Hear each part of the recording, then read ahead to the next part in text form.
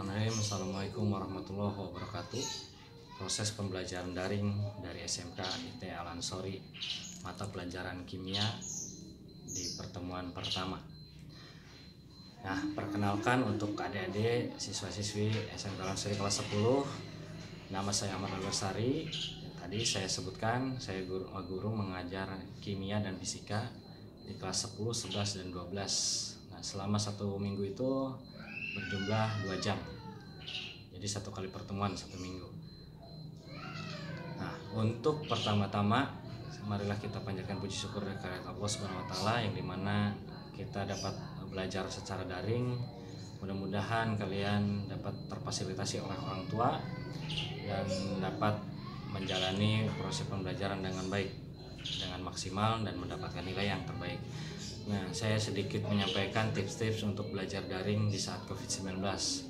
Yang pertama yang perlu diperhatikan adalah kemauan. Nah, kemauan siswa itu penting bagi guru dan bagi orang tua. Karena apa? Ketika siswa mau belajar pasti ada niatan. Nah, ketika ada niatan pasti ada pergerakan. Nah, itu yang perlu saya sampaikan. Yang kedua adalah dengan mempersiapkan segala sesuatu. Setelah niat pasti mempersiapkan segala sesuatunya. Salah satunya buku pelajaran. Nah, untuk di kelas 10, nah, yang sudah punya buku kimia ini silahkan dibuka. Materinya tidak berbeda jauh walaupun ada 2 jenis. Jika tidak, silahkan cari-cari di internet yang resmi ya materinya. Nah, untuk yang ketiga yaitu petunjuk guru yang harus dijalani dengan baik dan maksimal dalam proses pemberian materi dan tugas-tugas yang dijalani. Nah, apa saja sih yang perlu dipersiapkan? Yang saya sudah simpulkan, yang pertama kemauan tadi ya, yang kedua yaitu media belajar atau komunikasi dengan wali kelas, guru mapel, dan yang ketiga ATK-nya, buku kimia jangan lupa disampul, ada 2 ya harusnya, tapi kalau 1 di rumah nggak apa-apa. Biasanya saya gunakan 2, latihan dan catatan. Yang ketiga yaitu pulpen, penghapus dan lain sebagainya, silakan.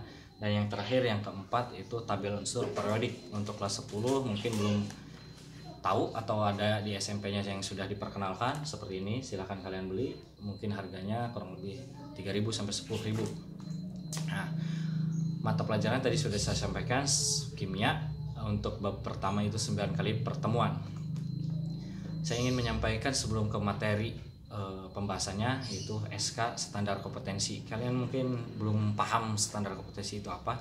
Kompetensi yang perlu dibahas di kimia yaitu ada 1 untuk bab 1 ya, memahami konsep materi dan perubahannya. Untuk KD-nya itu kan kompetensi dasar, jadi dasar-dasarnya yang perlu dibahas nanti dipelajari, yaitu ada 3. Mengelompokkan sifat materi yang pertama, ingat. Yang kedua mengelompokkan perubahan materi.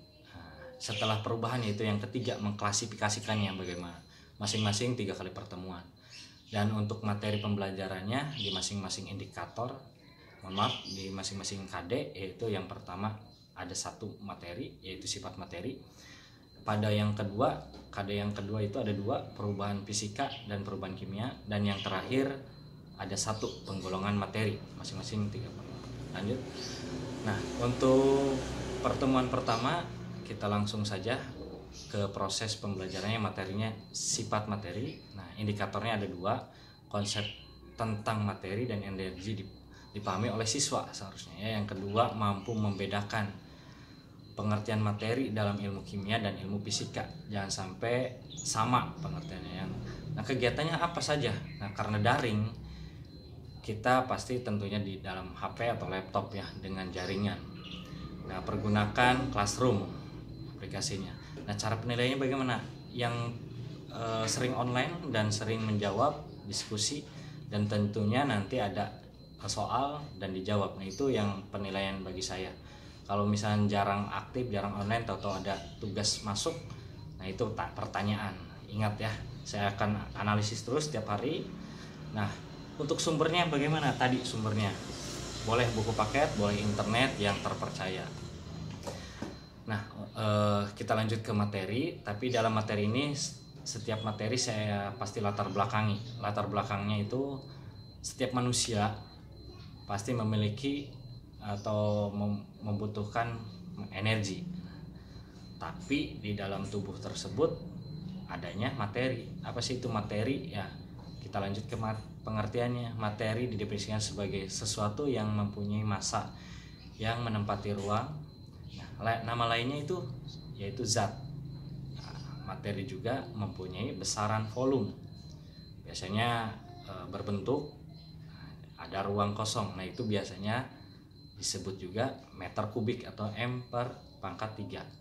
Kalau M/2 itu persegi, arti untuk menggaris itu baru persegi ya. Kalau untuk volume meter kubik. Wujud materi bagaimana sih? Nah, dikenal 3 macam wujud materi. Yang pertama itu padat, cair, dan gas. Tentunya kalian tahu ya, padat itu contohnya buku, cair, sirup. Nah, untuk gas itu oksigen, karbon dioksida, monoksida, belerang, sulfur, dan lain sebagainya. Nah, next untuk selanjutnya saya akan membahas yaitu massa dan berat. Massa dan berat itu ada di materi.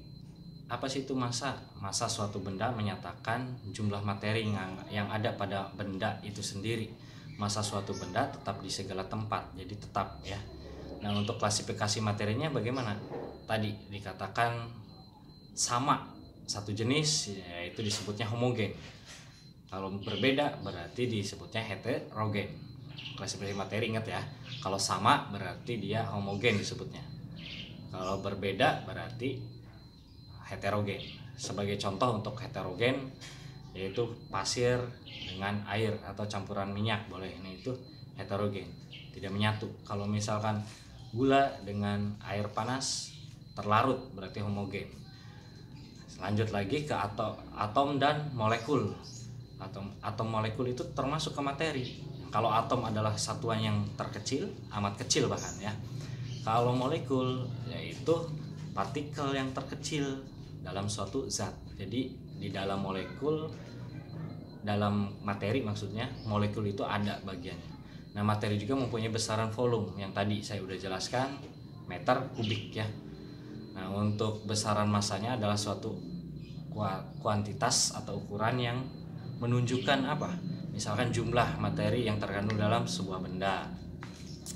Sifat-sifatnya bagaimana? Nah, di sini ada 2 sifatnya tentunya ya. Secara fisik yaitu terlihat. Ya, misalkan batu itu kan terlihat ya. Nah, yang kedua secara kimia itu ada proses, berarti ada proses, gejala. Nah, itu dikatakan kimia. Kalau ciri-cirinya kimia berarti ada proses. Salah satunya tahu besi berwarna kuning. Nah, itu namanya korosif, pengkaratan. Ingat ya.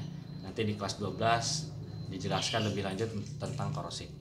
Nah, perubahan materinya di sini perubahan yang terjadi pada materi baik secara fisik maupun kimia. Jadi yang tadi saya jelaskan contoh-contohnya kalian cari lagi, nanti ada penugasan. Tadi yang pertama untuk fisik lebih ke arah air dibekukan itu menjadi berubah wujud jadi es batu, terlihat.